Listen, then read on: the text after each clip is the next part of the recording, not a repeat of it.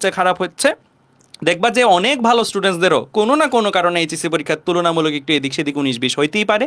এটা একদম ঘাবড়ে যাওয়ার মতন কিছু না। আর অ্যাডমিশনে অবশ্যই রিকাভার করা যায়, ব্যাকআপ নেওয়া যায়। আমি যদি আমাদের ব্যাচের আমার ফ্রেন্ড ছিল সৌমের নাম, তো ও বুয়েটে, আগে বুয়েটের পজিশন পরে বলি, আগে ওর এইচএসসির ব্যাপারটা বলি। ওর সময় ইংলিশ এবং আইসিটিতে ওর হচ্ছে A+ মিস গেছিল। তো মানে এইচএসসি যখন রেজাল্ট দেয়, তো ইংলিশ এবং আইসিটি এগুলো তো আগে হয়ে গেছে, এগুলোর মিস গেছিল। তখন কিন্তু বুয়েটেরও সার্কুলার দেয়নি, আর আমাদের সময়গুলোতে কিন্তু বুয়েটের সার্কুলারের ক্ষেত্রে এই মিস গেছে কিনা, ইংলিশে মিস গেছে কিনা, এগুলো অনেক বেশি ম্যাটার করতো। তো ও ব্যাপারটা ছিল এরকম যে ও এরপরে অ্যাডমিশনের জন্য মানে কোচিংয়ে যে আসবে, এমনিতে তো ভর্তি হয়েছিল ইঞ্জিনিয়ারিংয়ে পড়তেছিল, কিন্তু এইচএসসি রেজাল্ট দেওয়ার পরে এরপরে যে ও অ্যাডমিশনে ইঞ্জিনিয়ারিংয়ের কোচিংয়ে আসবে এইরকম মন মানসিকতাই ছিল না, মনোবলটাই ভেঙে গেছে ইংলিশ এবং আইসিটি দুইটাতে মিস যাওয়ার পরে।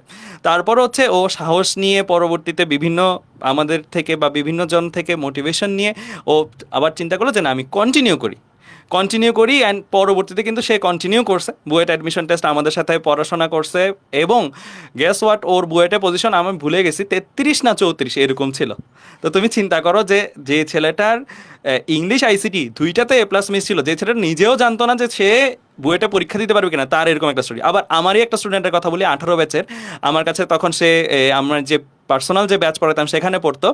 ও অনেক ভালো স্টুডেন্ট ছিল, ওকে আমি পড়ানোর সময়ই আমি ধরে রাখছিলাম যে বুয়েটে আর কারো হোক না হোক ওর হবে। তো ও ঢাকা কলেজে ছিল। তো ওর এইচএসিতে আনফর্চুনেটলি A+ও আসে নাই, 4.93 এরকম একটা রেজাল্ট আসছিল। মানে 4টা বিষয়ে ওর A+ মিস গেছিল এরকম কিছু একটা।